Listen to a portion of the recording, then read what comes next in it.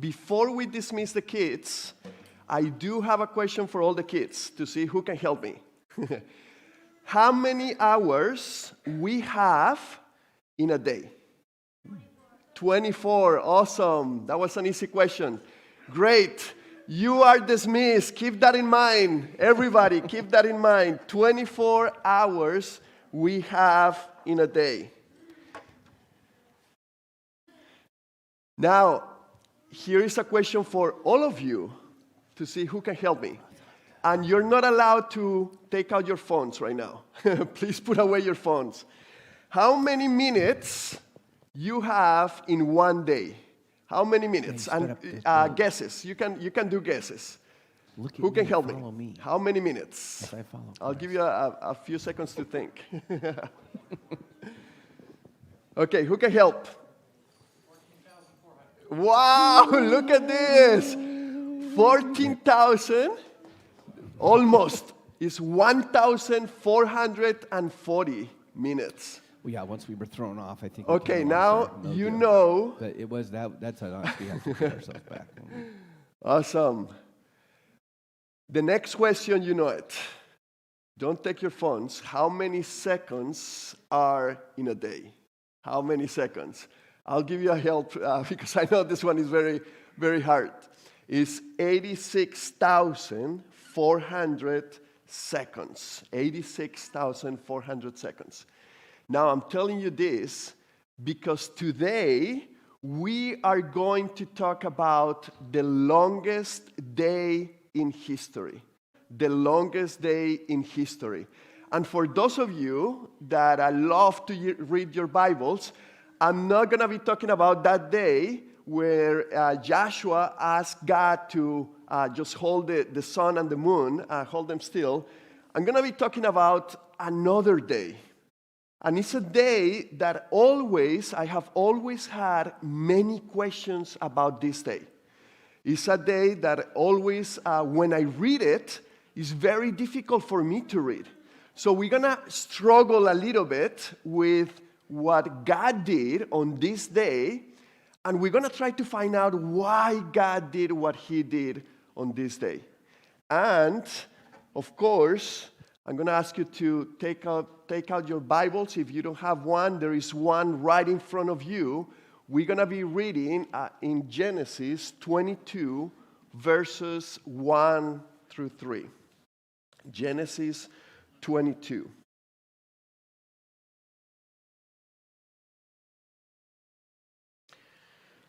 And it says the following. After these things, God tested Abraham and said to him, Abraham, and he said, here I am. He said, take your son, your only son, Isaac, whom you love, and go to the land of Moriah, and offer him there as a burnt offering on one of the mountains of which I shall tell you. So Abraham rose early in the morning, saddled his donkey, and took 2 of his young men with him, and his son Isaac. And he cut the wood for the burnt offering, and arose, and he went to the place which God had told him.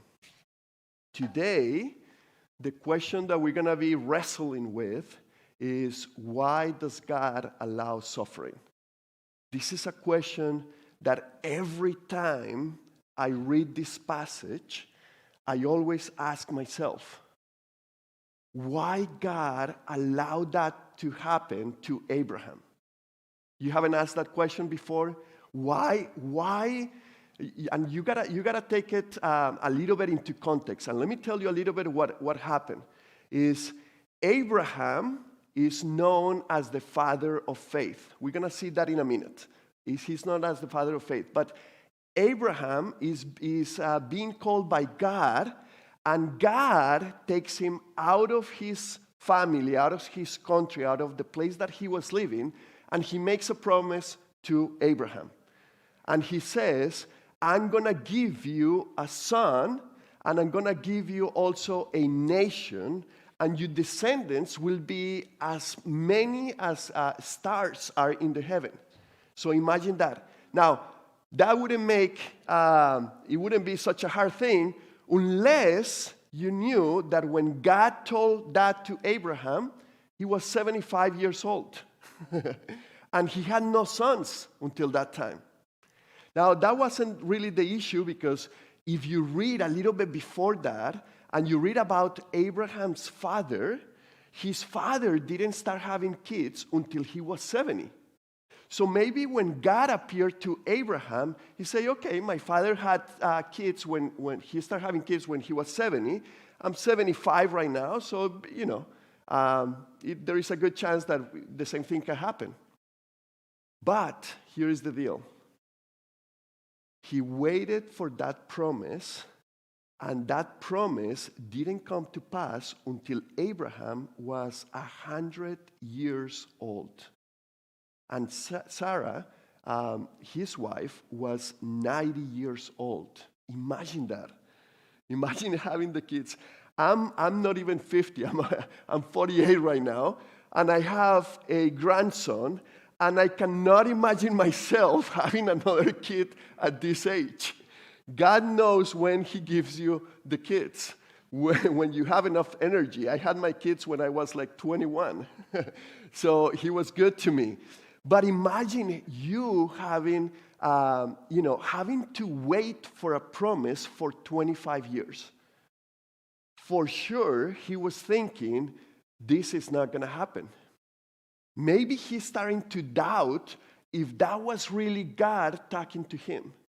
Maybe he was saying, was that real what happened? Did I really hear God on that instance? Why having to wait? Imagine all the people that he was telling that God had made this promise, including his wife, saying, God talked to me and He said He was going to give me a son. Imagine having to, dealing with the questions of his spouse, saying, why God hasn't fulfilled that promise. 25 years passed. But then the unthinkable happened. When he was 100, Isaac was born. What a miracle. God made the impossible possible at that time. Imagine the joy of Abraham. Not only because he received the promise of God, but also because everything that had happened between those 75 years old and now that he's 100 years old. Imagine having, even Sarah said, I'm going to name him Isaac, because Isaac means like laughter, like joy, like even people that were thinking that I was crazy when we were following God. Imagine the joy that I have right now with just my son. And that He made that promise, and that promise came to pass. And then, after all these things happen, just what we read today. God told him to sacrifice his only son, his loved son. Why did He give that promise? Why He had to wait 25 years to receive the promise? Why He received it, and now He's taken it away? Is God a God that is maybe, wanted to put us through tests to be able to really, not enjoy the blessings that He has given us?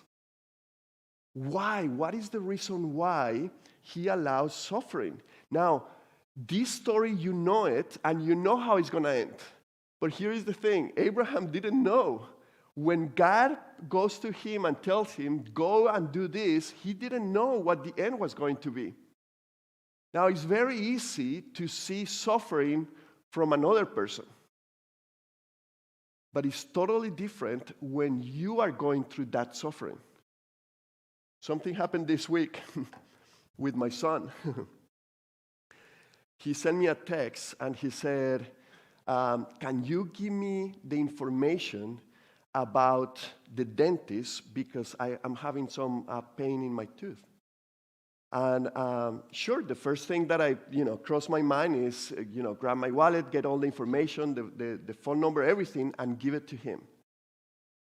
And I never thought about the pain that he was going through.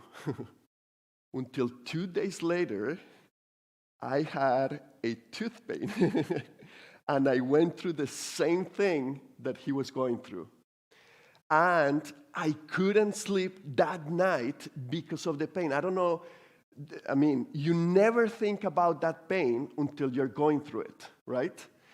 And I had to, in the middle of the night, just like the song, in the middle of the night, I had to get up, find this thing that helps you just to numb your mouth, to be able to go through the pain and just to be able to go next day to the dentist.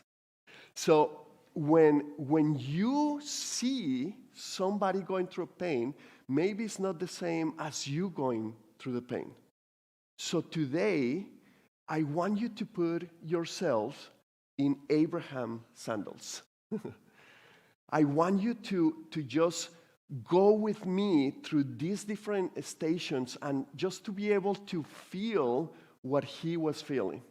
I'm going to invite you that today, maybe tonight, before you go to bed, read the whole chapter. Read the whole chapter and read every single step that he was taking in this journey. Because I believe that this journey was the longest day that anybody could have. I believe that every step that he had to take in this journey, it was painful. He was questioning God all the time. He was trying to reason what God had just asked him. He was trying to come up with a solution. He was trying to come up with the right words to tell his son where he was heading and what he was about to do. Imagine that. He was, at this time, they say probably that Isaac was a teenager, and at this time, Abraham was about maybe 115 years old, maybe 120. So every step was not even short and slow because of his age, but because what he was going through in his heart. And I want to tell you, this story for me is very personal. Because probably you have gone through one of those journeys. But for me, the longest day of my life was the road from MSU to DTW. Let me explain. My son, when he was about to finish high school, he wanted to study. And when we start looking for a university, they have like tours, and you can go to different universities and see which one you want to go. And when he wanted to go, he said, well, Dad, I'm going to choose maybe a community college or something that is very close to here, because I know our financial situation, and it's going to be very hard for me to really go to the place that I want to go.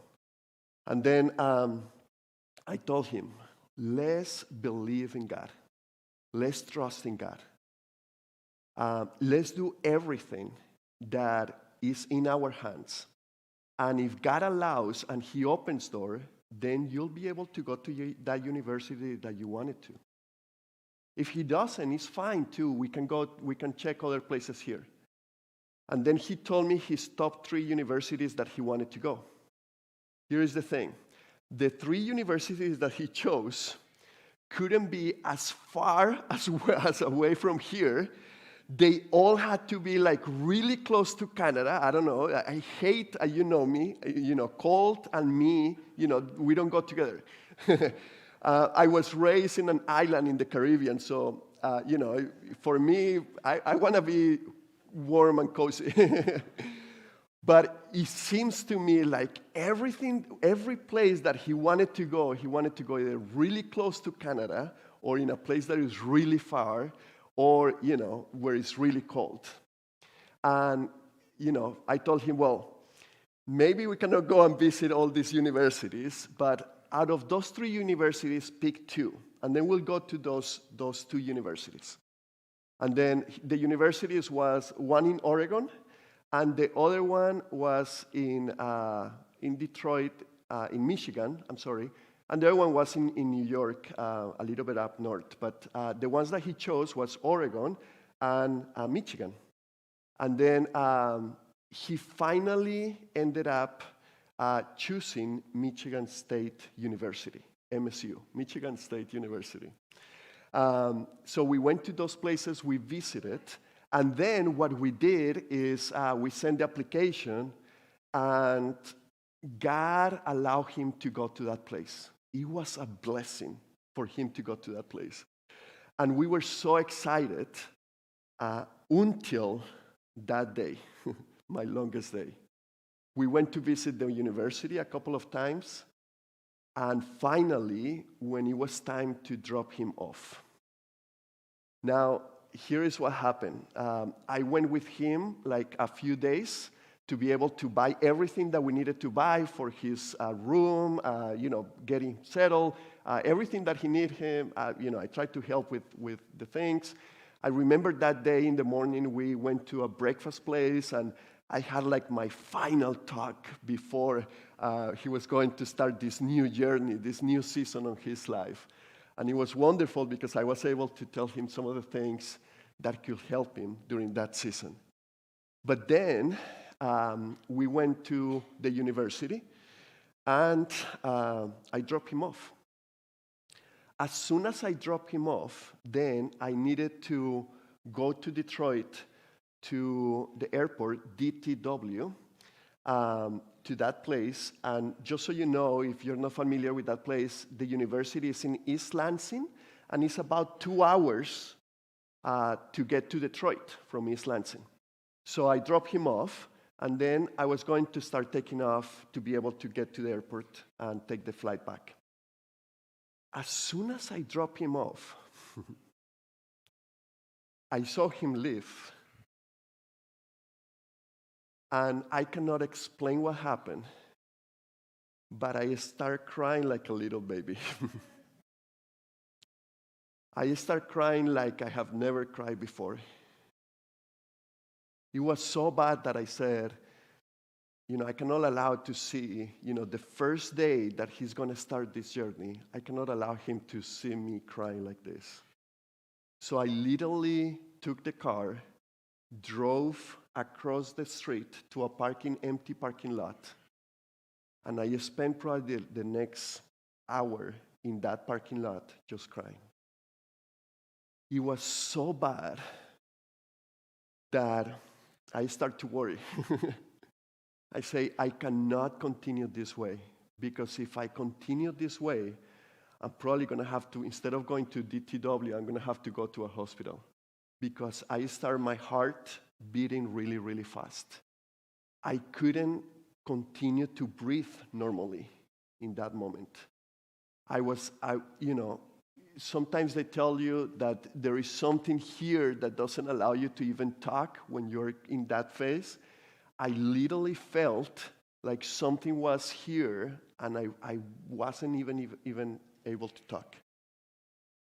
So I told God, the only one that can help me in this moment is you.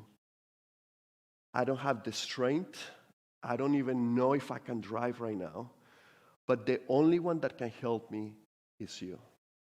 And I need your help to be able to drive these 2 hours to get to the airport. And something amazing happened to me in that moment. I kid you not, but I heard God in my heart telling me about a verse. And at that moment I say, am I going crazy? I didn't even know that verse. He just told me the verse. It was in Exodus. And he told me, go and read that verse. Am I imagining these things right now? So I did. I checked the verse. I read it. And he said the following. He said, It was when the whole town of Israel was in the desert for 40 years. And the verse says that he was taking care of everybody in such a way that not even the sandals of the people were damaged during the 40 years. And then God told me the following. He says, you think you've been taking care of your son until now, but in reality, I've been taking care of him until now. And the same way that I've been taking care of him, I'm going to take care of him for the next season here in the university, the next 4 or 5 years. And that gave me such a relief that it was the only thing that allowed me to start the car again. And I continued to pray the whole 2 hours.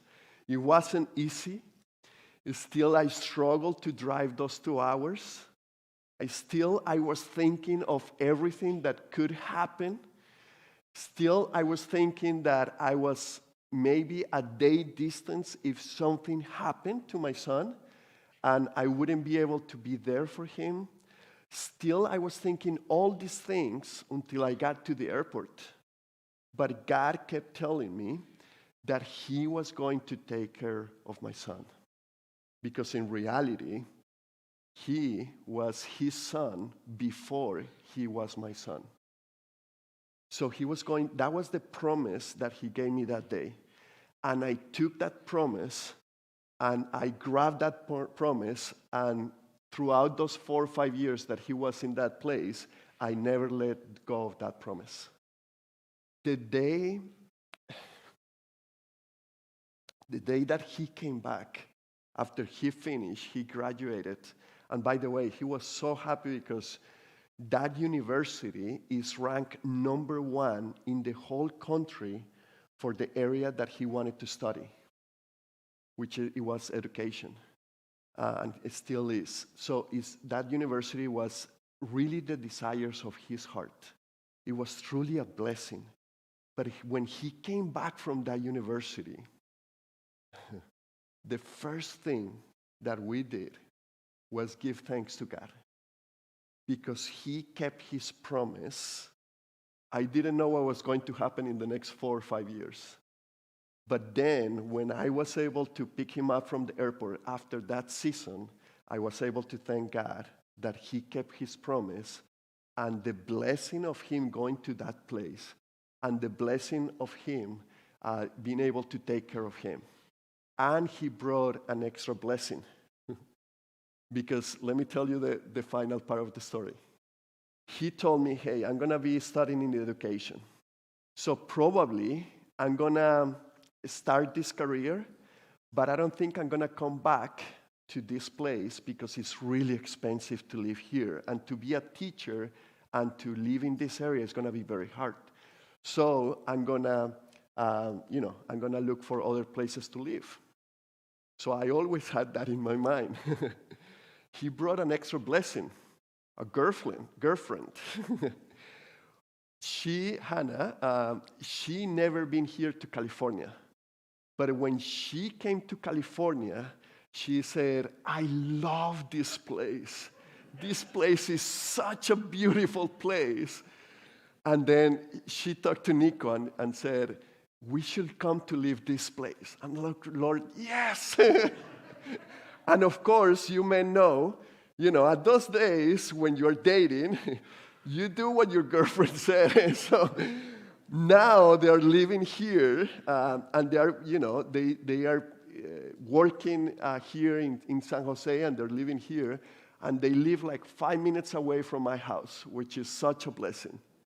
So that's my story, and I'm sure you had your own story, but I'm gonna show you something that is probably gonna encourage you that we can find from the text that I never seen before until we started studying this text.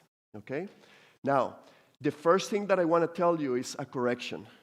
It's not only a typo, but it is also a theological correction that I need you to make on your paper. Point number 1 is Abraham, the father of faith. The father of faith. You have it wrong in the paper. Just please correct that one. The person that was helping me with this morning, she was working on this, and when I saw this mistake, I said, "Oh no! Why did we just?" It couldn't be another mistake. Why had to be that mistake? But then I remember about the message. And I remember that this morning she told me that she was going through a really difficult time on today. Last night, she was in the emergency room, and this morning she was going through a difficult situation, through a hardship. So I cut her some slack. But I do I do want you to make you aware so you can fix it there. Now, why I'm telling you Abraham, the father of faith? That's how he was known, or he's known in the Bible. And look what it says in Genesis 22, verse 1. Pay attention to the beginning. It says, after these things.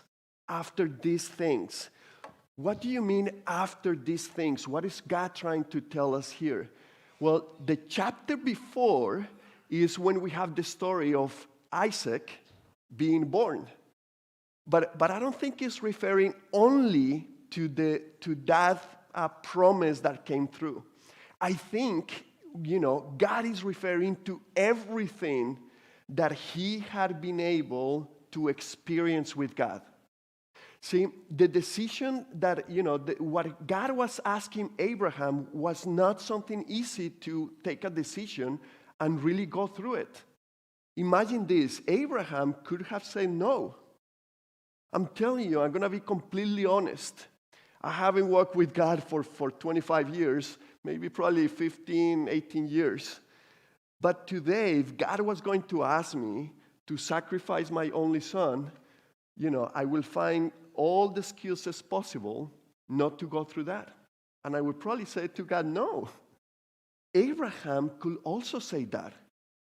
But after these things, it means everything that Abraham was able to experience with God. 25 years, or continue to trust in what God was doing in his life, continue to see the blessings. God appeared at least 5 times to Abraham before he appeared again and made this request. That's only what we can see in the Bible, but I'm sure, probably many other times. But, he didn't take this decision lightly. It wasn't an easy decision, but he was able to experience God in a way that he was convinced that God had the best for him, that God was good, that God, even through the suffering of the 25 years, he continued to provide and continued to be his God. And I think part of the things why Abraham is called a father of faith is because there were many things in his own life that he had to struggle, but ultimately to trust God. In every situation, leaving his house, his home, to be able to go to a different country, to a place that he didn't even know where he was going. He didn't know what the future was going to hold for him. But he had met God, and God transformed his life and did something completely different. So that's part of the reason. Now, not only that, but I want you to tell you this. This is an easy way for me, a practical way of just trying to understand what faith is. In Hebrews 11:1, you can read the definition of faith. But for me, faith is to continue to remember that God is real and he is good. Because sometimes we tend to forget. I have a terrible memory. I barely can remember what happened yesterday. So I have to intentionally remember every single time, especially when I'm struggling, especially when I'm going through difficult days, especially when I'm going through difficult situations. I still need to remember that God is real and that He is good. And all the experiences that God has been able to allow in my life help me today on the struggle that I'm going through. Because I've been able to really get to know God and know that even sometimes when I thought I didn't know what the future will hold, even though sometimes that I didn't know what the next day will come, I want you to remember as well. Remember that day that you had no idea now how to get out of that situation? You had no idea what to do, what the next step will be in your life. That you try everything possible until that day and nothing worked. And then you ask God. You ask God to help you in that situation. And God came through in an amazing way. Probably a way that you were not expecting. But He got you through it. And then you were able to see the things that God was doing while you were in the process. You have also been able to experience how good and real is God in our lives. And that's the thing that continues to unite us all. The love of God for you and me. You know, we might have different experiences. We probably have different backgrounds. We probably live through different situations. But the things that unite us is the love of God. That He wants the best for you. Even if you don't understand why you have to go through that situation. He says that if He allows you to go through something, it's for your own good. So continue to trust God the way that you have been able to experience God, even in the situation that you're going through right now. Now, point number 2 is be careful not to allow a blessing to distance you from God. Why I do say this? Look at the next verse. It says, God told Abraham, take your son, and listen to this, your only son, Isaac, whom you love, and go to the land of Moriah and offer him there as a burnt offering on one of the mountains of which I shall tell you. I want you to pay really close attention to that is in red. It says, your only son, Isaac. Because I didn't notice this until I was preparing for all this. Here's the thing. Abraham had another son. So Isaac was not the only son at that moment. He had another son. I don't know if you remember the story, but Sarah said, you know, I know that God gave us that promise, but I'm not able to give you any child. So maybe the way that God wants to bring this blessing to you is if we take matters, if we take control of the situation, basically. And let me tell you how God is going to be able to bless you. I want you to go with this lady that she's an Egyptian, but she's like a servant from me. Go and lay with her, and then you can have a son with her. And that's exactly what happened. Abraham said, okay, I'll go. And then he went and had a son. So Isaac wasn't the only son. But why God says here, your only son, whom you love? I believe that is because of the following. When he finally got his blessing, that blessing started to distance him from God. And Isaac became the most important thing on Abraham's life. I believe that he loved that son. And there is nothing wrong with that. But he loved that son a lot. So much that it became a priority rather than God. And here is what I want to caution you. Don't allow the blessing to distance you from the one that gave you that blessing.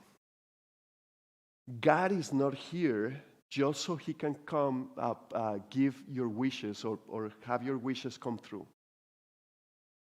He's with you because he wants you to have a relationship with him.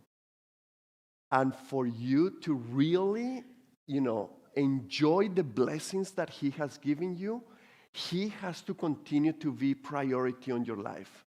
The way that there is going to be difficulties in your life is if you allow that to happen. If you allow the blessing to be bigger than God. You probably have asked God for a special blessing in your life, and he came through. So just remember that, whether it's work, whether it's something that, you've been asking him for a long time, whether it's, health or even family. Don't allow that, because the only thing that is going to be able to keep you enjoying what he has given you is if you keep God in the first place. So continue to do that. Now, what I want you to know is there is nothing wrong. There is nothing wrong with loving our kids. God, imagine this. Imagine or think about this.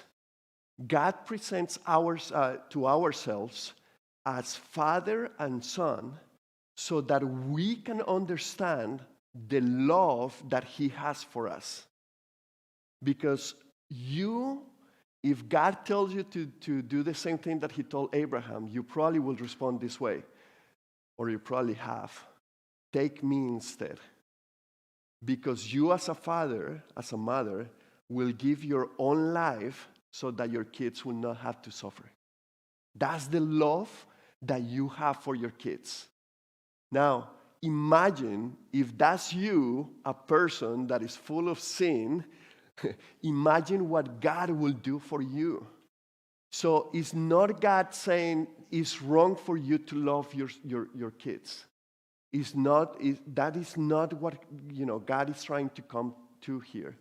What he's trying to say is for you to be able to enjoy that, don't allow the blessing to distance from me or keeping that priority.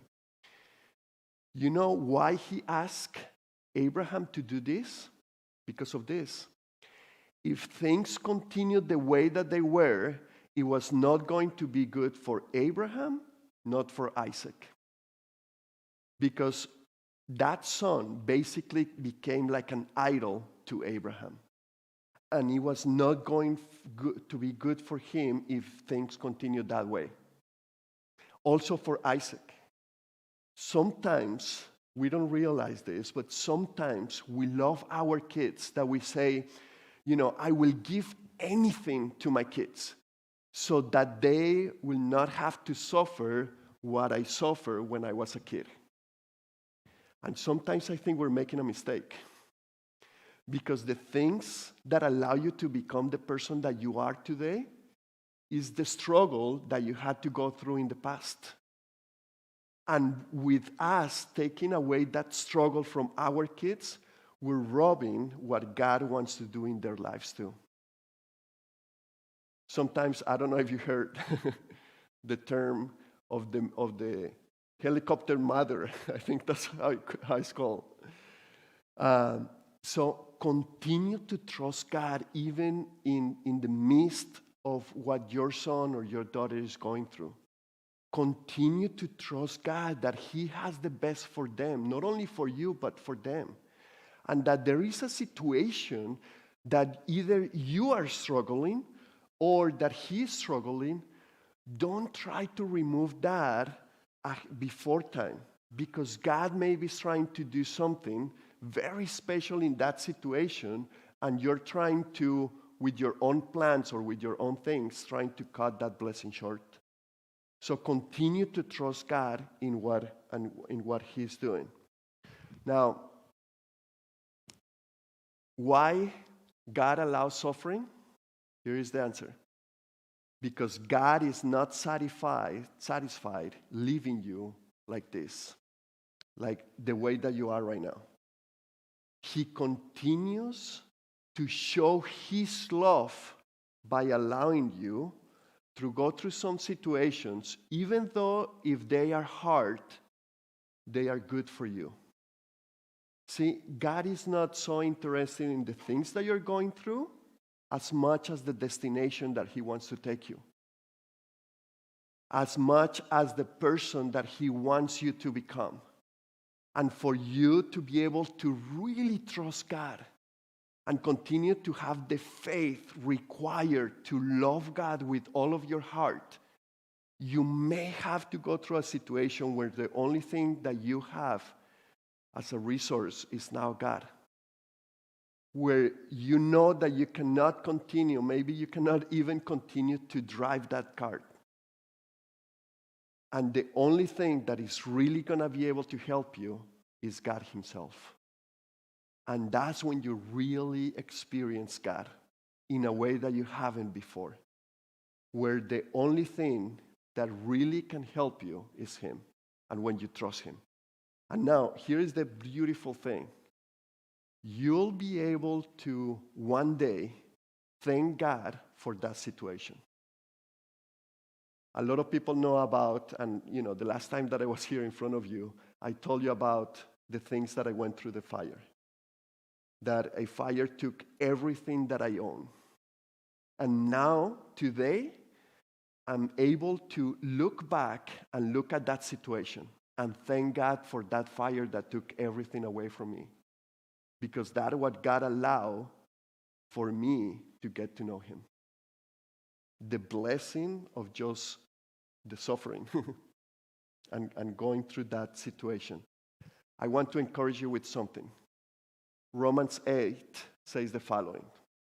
And we know that for those who love God, listen to this, all things work together for good. All things. And all in Greek means all. The good and the bad. All things work together for good for those who are called according to his purpose. So whenever you're going through a situation, I know it's hard. I'm not trying to minimize what you're going through, but continue to remember that God is real and that he's good. And if he is allowing a situation to happen in your life, it's because it's good for you as well. And at the end, everything will work out together for good. Even if the situation is something that someone else is trying to do against you. And that you know that is evil and you know that, is not right what is happening with you. But if you continue to trust God, there is a reason why he allowed that situation to happen in your life. Listen to this. God says that if it's not his purpose, a leaf from a tree will not fall to the ground. Imagine that. We're in fall season. If he doesn't want to, he will take one tree and not allow a leaf to go to the ground. But if he's allowing it, there is a reason why he's allowing it in your life. So I want you to look at your situation in a different way today. I want you, instead of asking why God, is asking what is the reason why God is allowing this in my life? What is the thing that he's trying to do? What is the thing that maybe I need to trust him more? Maybe just like me, when I was starting to be a Christian, I say, God, you do whatever you want with me, transform my life, do whatever changes you need to do, but with this little area, please don't touch. You're allowed to come into the heart, open the door, the house of my heart, but with this little closet, please don't open that door. Once you continue to trust God, you'll be able to know that he's good. And you will allow him to open that door. And you will be able to trust God to deal with you in every situation. Maybe he's allowing the things that he's allowing because he wants to get to that door. Maybe he wants you to trust him even in that area. And let me tell you something. Because of this, I'm convinced. You are here today because God allowed it. Not only because he allowed it, you're here today because he loves you. And there is nothing that he wants you more than to continue to trust him in every situation that you're going through. Let me go to the last point really quick. A decision to make and an action to take. Look what it says in the following verse. So Abraham rose early in the morning, saddled his donkey, and took two of the young men with him and his son Isaac. And he cut the wood from the burnt offering, for the burnt offerings, and arose. And look at this. And went to the place of which God had told him. Abraham hear from God that night. And he says that early, he rose early that morning. He took a decision. I'm sure he couldn't sleep through the night. I'm sure the entire night he was thinking about what had just happened. He continued to struggle. And he rose very early. You know why? Because he took a decision to trust God. He said, if God is allowing it, I'm going to trust him. I have been able to trust him in the past, and he had come through. And that's why I'm going to continue to trust him. And he was able to get up really early in the morning. And then, not only he took a decision, because most of us can take a decision. Most of us can say, yes, Lord, do whatever you want.